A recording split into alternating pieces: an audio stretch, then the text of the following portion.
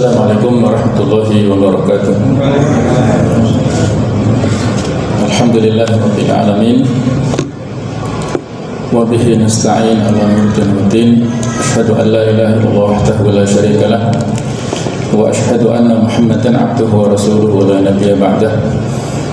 Allahumma shalli wa sallim ala sayyidina wa habibina wa maulana Muhammad wa ala alihi wa ashabihi ajma'in. Allahumma inna nas'aluka ilman nafi'a wa na'udzubika min ilmin la yanfa'. Subhanaka la ilma lana illa ma 'allamtana innaka antal alimul hakim wa tub 'alaina innaka antat tawwabur rahim. Amma ba'du, para jamaah Bapak Ibu sekalian rahimakumullah. Alhamdulillah, pada malam hari ini Allah Ta'ala memberikan kesempatan, kesehatan dan nikmat-nikmat lainnya kepada kita sehingga kita bisa hadir di majelis ini, dan mudah-mudahan kita selalu berharap kehadiran kita bisa menambah iman dan takwa kita kepada Allah Subhanahu wa Ta'ala. Amin ya rabbal alamin. Marilah kita lanjutkan pembahasan dari kitab Tafsir Al-Munir karangan Profesor Dr. Wahbah As-Suhaili. Di akhir penjelasan dari ayat 261 sampai 264 di surat Al-Baqarah ini, Profesor Dr. Wahbah As-Suhaili memberikan komentar terkait dengan ayat-ayat ini. Sebagaimana yang sudah saya sebutkan pada pertemuan sebelumnya, bahwa kita perlu berhati-hati, perlu waspada terhadap amal-amal soleh yang sudah kita kerjakan. Jangan-jangan amal-amal ini kita barengi dengan hal-hal yang bisa membatalkannya. Sudah kita sebutkan ada paling tidak ada 10 hal yang bisa menjadikan amal-amal kita tidak diterima Allah Ta'ala, termasuk yang kaitannya dengan ayat ini, yaitu sedekah yang disertai dengan menyebut-nyebut serta menyakiti kepada objek orang yang menerima sedekah itu. Secara umum ada di materi akidah, ya, di materi nawaqidul iman atau nawaqidul Islam, hal-hal yang bisa membatalkan keislaman kita ataupun keimanan kita. Ada beberapa versi, tapi kalau bisa kita ringkas itu ada 4 hal yang harus kita waspadai benar-benar supaya iman dan Islam kita selalu terjaga. Yaitu hal yang pertama yang bisa membatalkan keislaman ataupun syahadat ataupun keimanan adalah ar-riddah. Ini sudah kita singgung kemarin, ya. Jadi kemurtadan itulah yang bisa menjadikan seseorang keluar dari ajaran Islam. Sebagaimana di surat Al-Baqarah 217, "Wa martadid minkum an dini", barang siapa yang murtad di antara kalian dari agamanya, fayamut, kemudian dia meninggal, wa huwa kafir, dalam keadaan kafir, fa ulaika habitat a'maluhum fid dunya wal akhirah, maka mereka itulah terhapus amal-amal mereka di dunia maupun di akhirat. Yang kedua adalah asyirku, yaitu kesyirikan, terutama syirik besar, ya, menyekutukan Allah Ta'ala. Yang ketiga adalah al-kufru, yaitu kekafiran. Dan yang keempat adalah an-nifaq, yaitu kemunafikan. Yang dimaksud nifaq di sini adalah nifaq i'tiqadi. Jadi nifaq itu ada 2 macam, ada nifaq i'tiqadi, nifaq yang kaitannya dengan masalah keyakinan, masalah keimanan. Di dalam batinnya dia menyimpan kebencian kepada Islam, menyimpan kekafiran, tapi dohirnya nampak seolah-olah dia muslim. Nah, itu nifaq i'tiqadi. Sedangkan nifaq amali itu adalah cabang dari kemunafikan, yaitu di dalam hadis disebutkan di antara tandanya, ya, ketika bicara berbohong, ketika berjanji diingkari, ketika diberi kepercayaan dia berkhianat. Itu nifaq dalam bentuk amaliyah. lebih ringan risikonya daripada nifaq i'tiqadi. Namun demikian perlu untuk kita waspadai. Nah, di akhir ayat Syekh Wahbah Zuhaili memberikan komentar begini, wa ta'ala qauluhu ta'ala, dan firman Allah Ta'ala yang berbunyi wallahu waniyyun halim, ini menunjukkan ala tasliyati al-fuqara, jadi memberikan hiburan kepada orang-orang fakir. Jadi arti daripada ayat itu adalah Allah maha kaya lagi maha bijak. Itu menunjukkan memiliki maksud tasliyah. Tasliyah adalah hiburan kepada al-fuqara, orang-orang fakir. Wa ta'liqi qulubihim bihablir raja'i billahil ghani al-halim, serta keterkaitan hati-hati mereka dengan tali pengharapan kepada Allah yang maha kaya lagi maha santun itu. Wa tahdidil aghniya, juga memiliki maksud ancaman kepada orang-orang kaya. Wa indarihim, serta peringatan kepada mereka bi an la yaktaru bi hilmillahi wa imhalihi iyahum. Jadi supaya mereka tidak merasa aman dari kesantunan Allah Ta'ala serta pembiaran mereka, kondisi mereka ya, kalau orang-orang kafir, orang-orang kaya yang tidak mau berbagi, yang bakhil misalnya, atau yang sombong, dibiarkan dalam kesombongannya.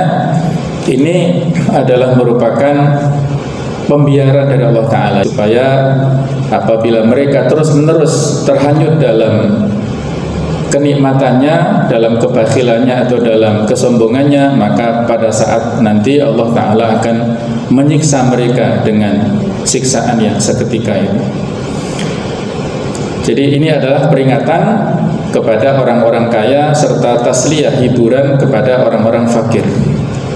Yang terakhir di poin penjelasan ayat ini disebutkan oleh Syekh Wahbah Zuhaili, karraha al-Imam Malik li hadhil ayah la tubtilu sadaqatikum.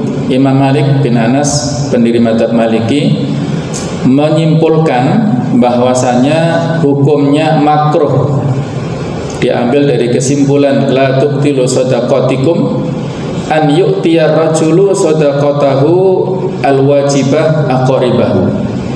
Jadi Imam Malik membuat sebuah kesimpulan, makruh bagi seseorang yang mengalokasikan sedekah wajibnya, yaitu zakat maksudnya, kepada sanak kerabatnya. Li'alla ya'tadu minhum alhamda wasana, supaya tidak mendapat pujian ataupun sanjungan dari sanak kerabatnya itu, wa yudhiru mannatahu alaihim, sehingga dia menampakkan, menyebut-nyebut seolah-olah dia berjasa kepada sanak kerabat tersebut, sehingga menjadikan dia la tukhlisu la takhallasu liwajhillah, jadi dia tidak ikhlas karena Allah Ta'ala. Ini pendapat dari Imam Malik ya. Makruh untuk memberikan, mengalokasikan zakat kepada sanak kerabat. Zakat ini sudah diatur siapa saja asnaf atau golongan yang mendapatkannya. Bisa dibuka di surat At-Taubah ayat 60, ada 8 golongan yang berhak untuk menerima zakat. Innamas shadaqatu lil fuqara wal masakin. Sedekah atau zakat itu dialokasikan kepada yang pertama orang-orang fakir, kemudian yang kedua orang-orang miskin, wal amilina 'alaiha, kepada orang-orang yang mengelolanya, yaitu amil zakat, wal mu'allafati qulubihim, yaitu orang-orang yang diharapkan bisa masuk Islam dengan mendapatkan uang ataupun alokasi dari zakat sehingga hatinya tunduk, bisa tertarik dengan Islam ya. Jadi ada perbedaan antara perspektif ulama fikih mu'allaf dengan perspektif manusia atau masyarakat umum sekarang ini ya. Kalau mu'alaf sekarang ini kan yang baru saja masuk Islam ya, ataupun sudah bertahun-tahun tapi pada saat kecil non muslim, kemudian pada saat remaja atau dewasa masuk Islam, itu masih disebut mu'alaf. Tapi kalau dalam tinjauan fikih, mu'alaf di sini adalah orang-orang yang diharapkan dengan mendapatkan zakat mereka tertarik masuk Islam. Wa fir riqabi, kemudian yaitu para budak tawanan ataupun yang sekarang sudah nggak ada ya, wal gharimina, orang-orang yang terlilit hutang, wa fi sabilillah, juga di jalan Allah untuk perbaikan fasilitas umum terutama rumah sakit ataupun misalnya pendidikan, wa benis sabil, serta orang-orang yang kehabisan bekal di tengah perjalanan. Fariidatan minallah, itu adalah kewajiban dari Allah Subhanahu wa taala. Jadi kalau ada sanak kerabat yang masuk dalam kategori satu di antara 8 golongan yang berhak menerima zakat, sebenarnya boleh ya, di luar orang-orang yang menjadi tanggung jawab kita.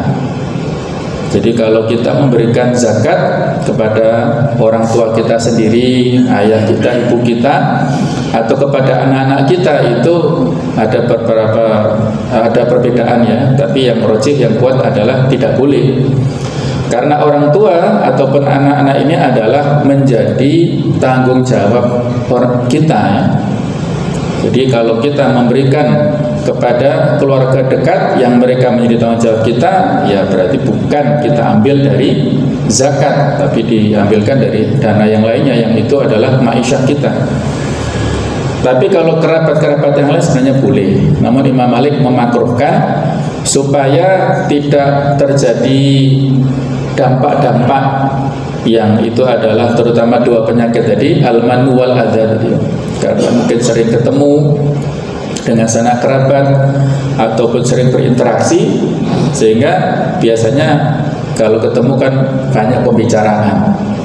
Nah, kalau mengungkit-ungkit dari apa yang sudah diberi, itu menjadikan pahala sodakoh yang di sini adalah wajib menjadi hilang. Eman-eman yang sudah wajib menjadi hilang ya, sodakoh yang wajib pahalanya menjadi hilang. Itulah yang disampaikan oleh Imam Malik. Wa an yuwaliya ghairahu tafriqaha, diharapkan dia mempercayakan pembagiannya itu kepada orang lain. Di dalam yakun al-imam adalah kalau imam atau pemimpin tidak adil.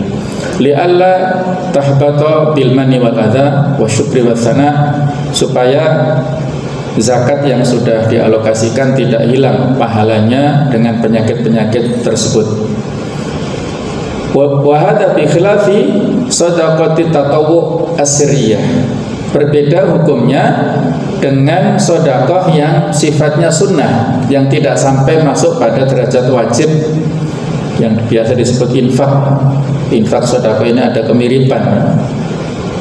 Ada kemiripan, kalau infak ini alokasinya lebih luas, kalau sedekah biasanya kepada yang lebih membutuhkan.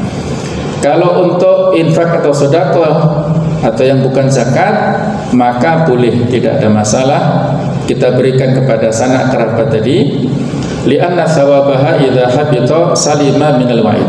Kalaupun ada dibarengi dengan penyakit menyebut ataupun menyakiti, itu tidak sampai menghapuskan suatu amal yang wajib, itu adalah sunnah, walaupun tetap saja kita tidak boleh ya, untuk mengungkit-ungkit walaupun itu adalah sunnah. Baik, itulah sedikit tambahan dari tafsir ya, 261 sampai 264, dan di akhir paragraf paling akhir itu disampaikan oleh penulis bahwasanya Allah Subhanahu wa taala mengungkapkan di dalam ayat la yaqdiruna ala syai'in mimma kasabu, mereka tidak mampu, tidak mendapatkan sesuatu pun dari apa yang mereka usahakan. Jadi diungkapkan kata-kata infak itu adalah dengan kata-kata kasabu. Kasab itu adalah apa yang telah mereka upayakan. Jadi sebenarnya Ketika kita telah mengalokasikan infak, berarti kita telah berupaya, berusaha. Nah, kalau kita gugurkan dengan riya, dengan mengharap pujian dari orang lain, maka kita tidak akan mendapatkan apapun dari apa yang telah kita upayakan itu. Itulah sekali lagi peringatan untuk kita semuanya. Baik teman sekalian, kita lanjutkan ke pembahasan yang baru, yaitu surah Al-Baqarah ayat 265 sampai 266, yang mana diberi judul masih dalam kategori pembahasan infak di sini ya. Beliau penulis memberikan judul Al-infaqu limaradatillah wal infaq li ghairi wajhillah, yaitu infak yang tujuannya adalah untuk mendapatkan ridha Allah, serta infak yang ditujukan untuk selain ridha Allah Subhanahu wa taala. Pas ini dua ayat berhadapan-hadapan, yang satu tujuannya ikhlas karena Allah, yang satu bukan karena mengharap ridha Allah. Allah berfirman, a'udzubillahi minasyaitonir rajim, wa matalul ladzina yunfikuna amwalahum ibtigha'a maradatillah wa tathbitan min anfusihim kamathali jannah bi rabwatin asabaha wabil fa'atat ukulaha dhi'fain fa illam yusibha wabilun fatan wallahu bima ta'maluna basir.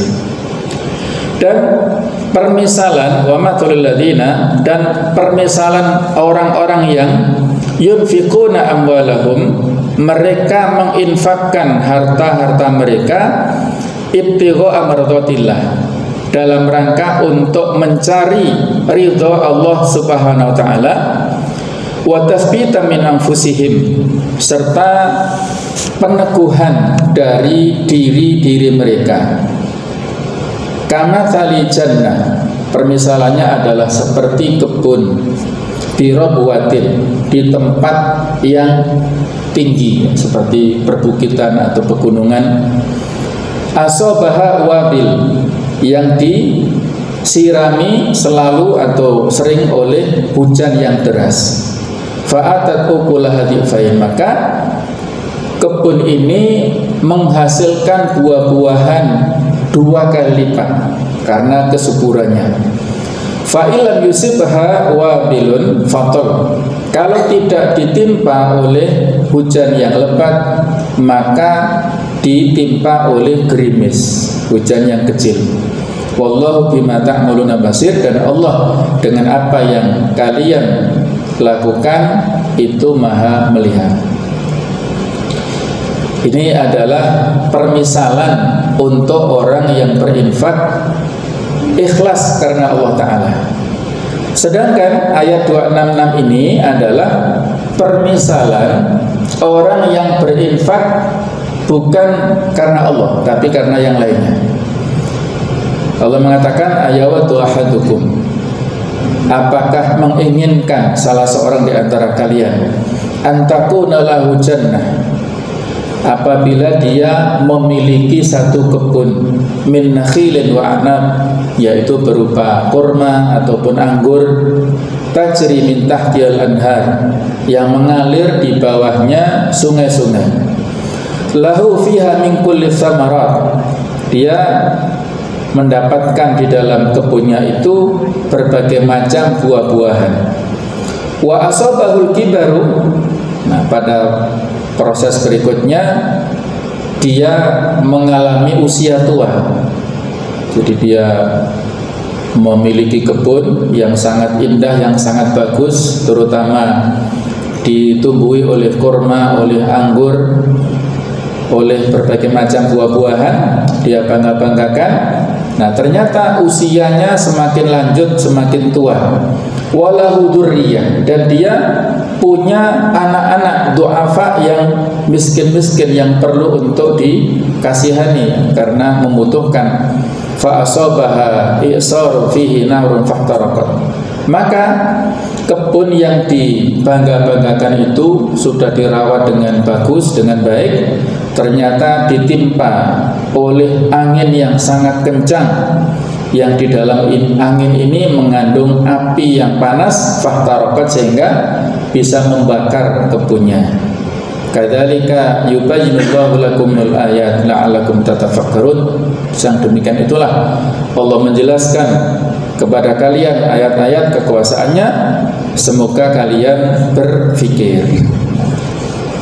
Jemaah sekalian, ini adalah dua ayat yang berhadapan-hadapan maksudnya. Yang satu adalah memiliki niat ikhlas karena Allah dalam berinfak, digambarkan adalah seperti gambarannya sebuah jannah. Jannah adalah artinya kebun, ya, kebun yang sangat bagus, yang bertempat di tempat yang ideal, yang dihujani dengan hujan yang merata ataupun yang cukup, maka tumbuh dengan dhifain, 2 kali lipat hasilnya. Itu adalah permisalan yang bagus. Sementara permisalan kedua adalah permisalan yang kebalikannya. Dia sudah menanam kebun sedemikian rupa, mengharapkan hasilnya, ternyata tidak bisa dipanen.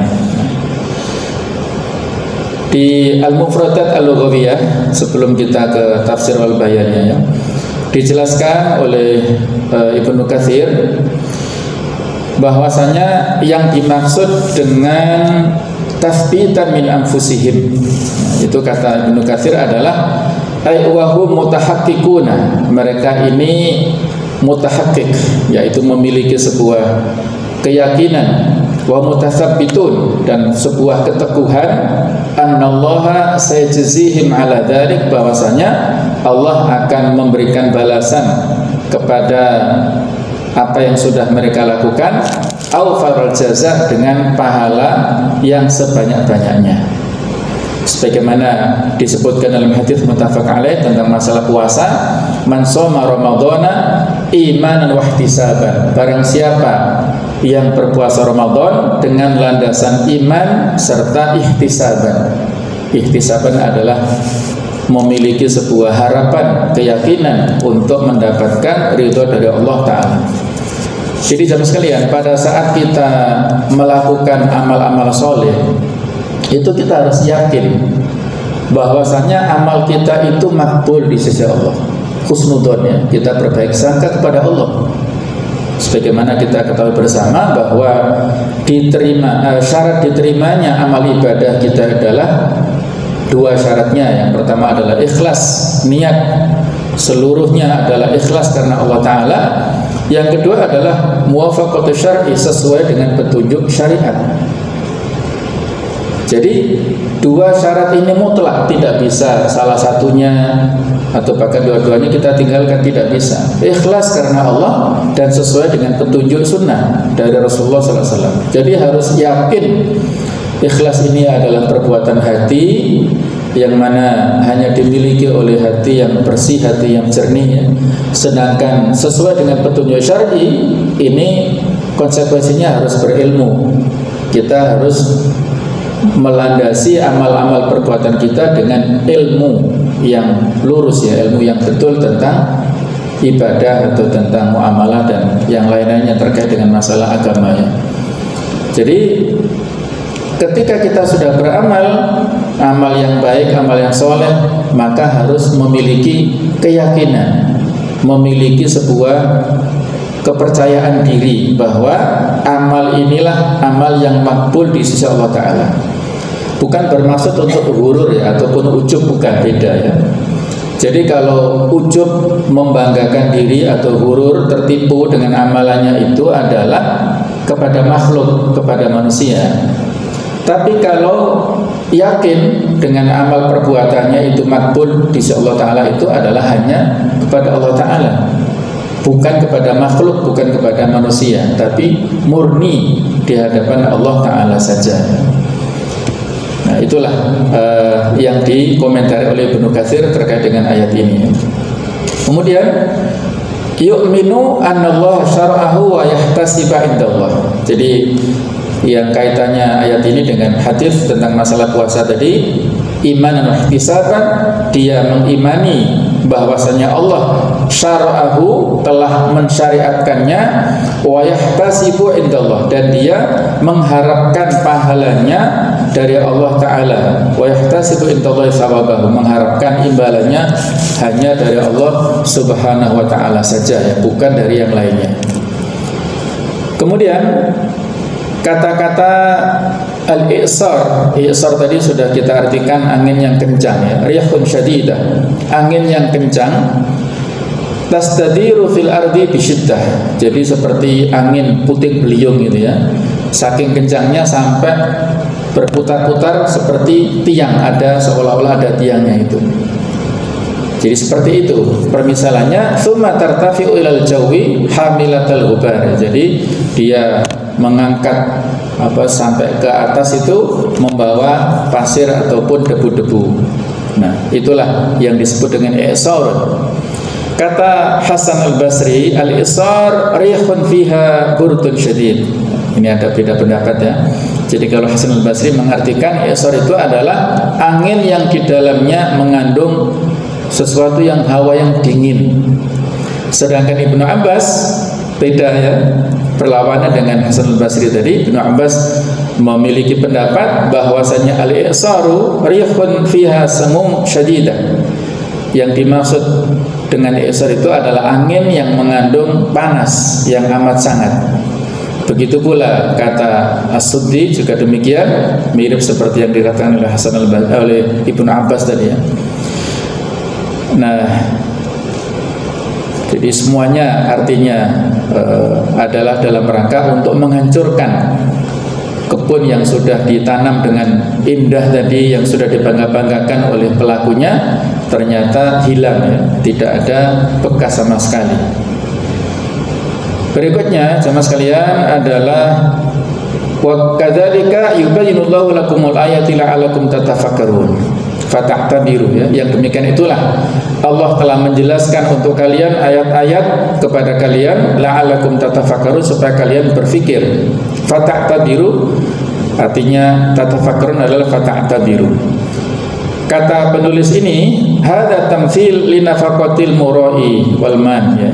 Ini adalah permisalan orang yang menginfakkan karena landasan riya ataupun menyebut-nyebut tadi, fi dhihabiha wa atami naf'iha, dalam hal hilangnya dan tidak ada manfaatnya, ma'annahu ahwaju ma yakunu li thawabiha fil akhirah, padahal dia sangat membutuhkannya di akhirat. Dia meyakini sudah banyak beramal di dunia, tapi ternyata tidak ada bekasnya, tidak ada pahalanya di akhirat. Jadi dia merugi betul, ya. Ini saya teringat dengan sebuah hadis yang populer di kita semuanya, insyaallah sudah memahaminya, ya. Hadis tentang al-muflis, orang yang pailit, orang yang bangkrut, yang mana satu saat Rasulullah SAW bertanya kepada para sahabat, atadruna manil muflis, apakah kalian tahu siapakah orang yang pailit, orang yang bangkrut, al-muflis itu? Qalu, maka para sahabat menjawab dalam sesuatu yang mereka pahami, ya, dari sisi tinjauan perdagangan, ya. Al-muflis fina, orang yang bangkrut pada kami itu adalah man la dirhamalahu wala mata, orang yang tidak punya dirham, nggak punya uang sama sekali, dan barang dagangannya sudah habis. Itulah orang muflis. Faqala, maka Nabi menjawab, innal muflis min ummati, sesungguhnya orang yang bangkrut di tengah-tengah umatku adalah man ya'ti yaumal qiyamah, orang yang nanti datang pada hari kiamat bisolatin, dengan solat, wasiyamin, dan puasa, wazakatin, dan zakat, wayati, dan dia datang dalam keadaan qad syatama hadza, pernah mencaci si fulan sana itu, wa qadhafa hadza, dan pernah menodai kehormatan si fulan yang lainnya. Qadhaf itu adalah menuduh zina tanpa bukti, ya, jadi mencemarkan nama baik, lah. Wa akala mali hadza, dan memakan harta si fulan yang lainnya. Wa safaqa dama hadza, dan menumpahkan darah fulan yang lainnya. Wa daraba hadza, memukul yang lainnya. Jadi dia melakukan banyak sekali kezaliman. Dia awalnya datang dengan pahala banyak, sholatnya banyak, puasanya juga rajin, zakatnya juga banyak, tapi banyak melakukan kezaliman kepada sesama manusia, maka balasannya adalah fa yu'ta min hadza min hasanatihi, maka diberikanlah dari si fulan yang mazlum pada saat di dunia, yang terzalimi di dunia itu dari kebaikan-kebaikannya. Wa hadza min hasanatihi, dan yang lainnya diberikan dari kebaikan-kebaikannya. Jadi pahala sholatnya diberikan kepada si fulan yang dia sakiti, pahala puasanya diberikan kepada si fulan yang telah dia fitnah, pahala zakatnya diberikan kepada si fulan yang telah dia zalimi di dunia. Fa in faniyat hasanatuhu, kalau pahala-pahala kebaikannya sudah habis, maka qabla an yuqda ma alaihi, sebelum dia selesai urusannya, ukhidha min khotoyahum, diambillah kesalahan-kesalahan orang yang mazlum, orang-orang yang dizalimi di dunia itu diberikan, diambil, faturihat alaihi, dilemparkan kepada orang itu, summa turiha finnar, kemudian dia dilemparkan ke neraka jahanam. Hadis rawahu Muslim, hadis sahih. Jadi inilah jamaah sekalian yang perlu kita waspadai, bahwasanya ibadah ritual itu penting ya, tapi tidak kalah pentingnya adalah ibadah sosial. Kalau ibadah ritual itu kaitannya dengan hablum minallah, pahalanya langsung dengan hablum minan nas. Maka kalau kita rajin melaksanakan ibadah ritual, harus diimbangi dengan ibadah sosial, supaya kita tidak dituntut nanti di hari kiamat dengan banyak melakukan kezaliman kepada sesama. Maka semua amal-amal yang sudah pernah kita lakukan, amal yang baik, pahalanya satu demi satu diambili dan diberikan kepada orang itu. Kalau masih belum selesai, belum impas, maka dosanya dilimpahkan kepada orang yang zalim ini. Inilah yang harus diwaspadai bersama. At-tafsirul bayan dari ayat-ayat ini, sifatu nafaqatil munfikina amwalahum, sifat tentang pemberian ya, nafkah orang-orang yang berinfak, menginfakkan harta mereka, tolaban liridwanillahi wa maghfiratihi, yaitu dalam rangka untuk mencari ridha Allah serta maghfirahnya. Wa hum mutahaqqiqun, nah, mereka ini memiliki keyakinan, wa mutasabbitun, ya, memiliki sebuah optimisme, annallaha sayujzihim ala dzalika afdal jazaa, bahwasanya Allah akan memberikan pahala mereka dengan sebaik-baiknya, dengan pahala yang sebanyak-banyaknya. Jadi harus kita yakini pada saat melaksanakan amal kebaikan itu. Kemudian wa innama wasafa al-bustan bi kaunihi fi rabwah. Allah mengibaratkan, memberikan permisalan ya, kebun itu berada di tempat yang tinggi, maka murtafi, rabwah adalah tempat yang tinggi. Fali'anna syajar fi rabwati azka wa ahsan thamaran, karena pepohonan atau kebun yang berada di tempat yang lebih tinggi itu lebih menghasilkan, jadi lebih bagus. Wa inna ma qala min anfusihim, kemudian di dalam ayat itu dikatakan tasbita min anfusihim ya, yaitu pengokohan dari diri-diri mereka. Ini tuna amilin kharijiyin ya, bukan dari faktor yang luar eksternal, tapi dari diri mereka, liyadulla ala anna infaqahu nabiun min dzatihi wa yaqinihi, karena infak yang dilakukan itu adalah muncul dari dirinya serta dari keyakinannya, wa qanaatihi, serta dari qanaahnya, bijadwa fi'lihi ya, dengan substansi perbuatannya, wa mujahadatihi bukhlan nafsi, dan perlawanan dia kepada kebakhilan yang ada pada diri seseorang ya.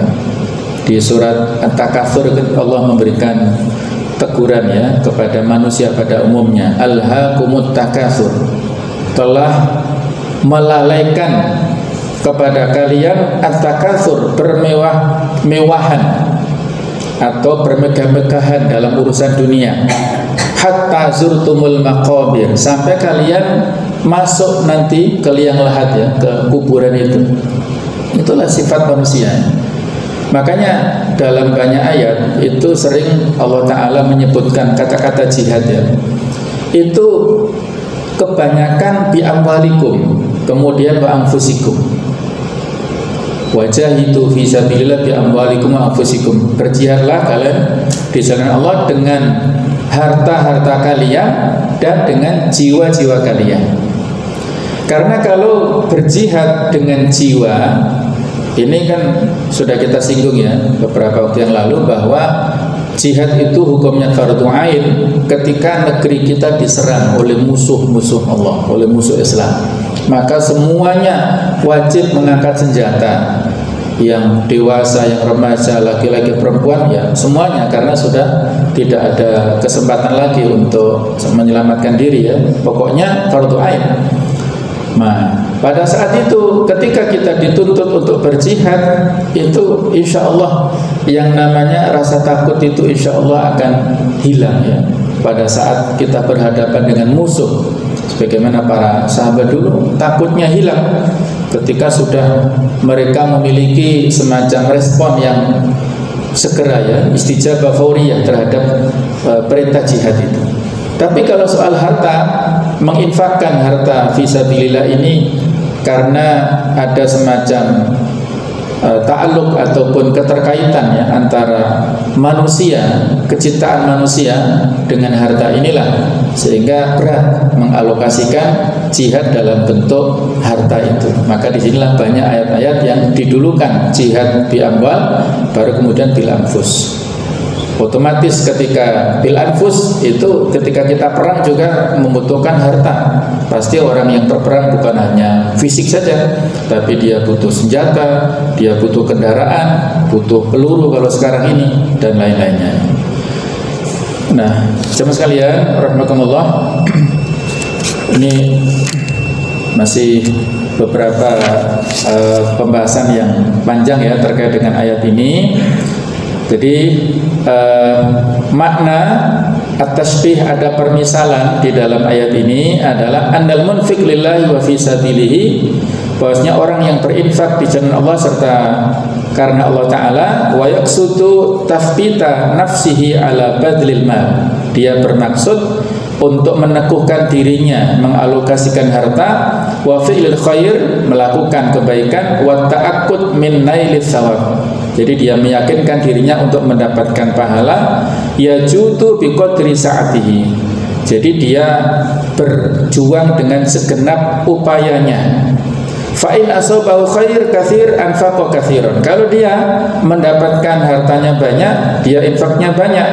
Wa in asabahu qalil anfaqa biqadri taqatihi, kalau dia mendapatkan hartanya sedikit, ya dia semampunya untuk mengeluarkan hartanya itu. Itulah orang yang punya semangat berinfak, tidak dibeda-bedakan apakah dalam kondisi longgar atau kondisi sempit.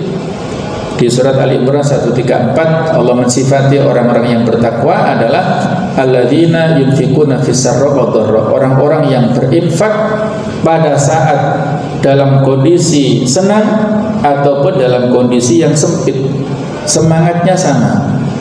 Dan kadang-kadang kita memiliki semacam semangat ya pada saat kita berinfak dalam kondisi sempit. Kadang-kadang begitu, supaya kita ada unsur sebagai tawasulnya, doa-doa kita supaya diijabah Allah Ta'ala. Nggak apa-apa, boleh saja ya kita tawasul dengan amal-amal soleh yang sudah kita kerjakan. Di antara amal soleh adalah infak. Ya Allah, dengan infak ini mohon supaya saya diselesaikan urusannya, dimudahkan, nggak apa-apa, boleh saja.